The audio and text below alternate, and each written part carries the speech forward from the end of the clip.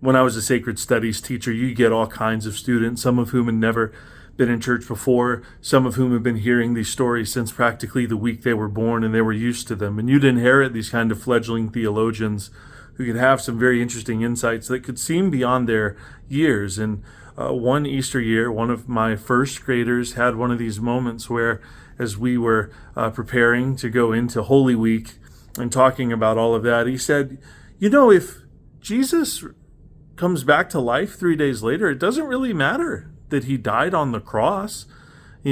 He's back 3 days later. It doesn't really matter. It's okay. It's fine. It doesn't matter. And as this one student was talking about this and saying this over and over, another student in the class got angry, more angry than you might expect. And with clenched fists and teeth, he was yelling at this other student. It does matter. It is a big deal. It's the biggest deal in the universe. It matters.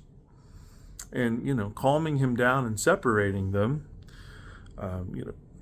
my fledgling theologian student might have had biblical insights, but what this other student knew that not many of his classmates did was that death is a big deal. And death matters. Turns out his father died in Iraq. He was a member of the military and died. And so he knew death. And he knew what death means and how important it is. And whether the miracle of the resurrection was true or not, he wasn't going to let anybody convince him that the reality and enemy of death was not a big deal. Oftentimes in Holy Week, we get a little impatient, or who doesn't love to focus on the good news? And so we say things like, it's Friday, but Sunday's coming.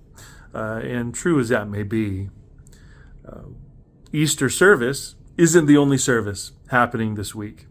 We have Maundy Thursday service, which isn't Monday, but Maundy. It's the word where we get the word mandate from.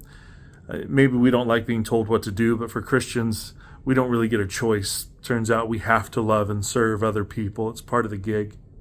And so on Thursday night at 7 p.m., we will gather for a service where we remember the Last Supper.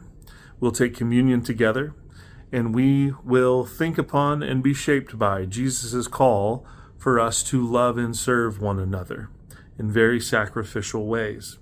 The day after is Good Friday, an audacious name if ever there was one, where we will gather again at 7 p.m.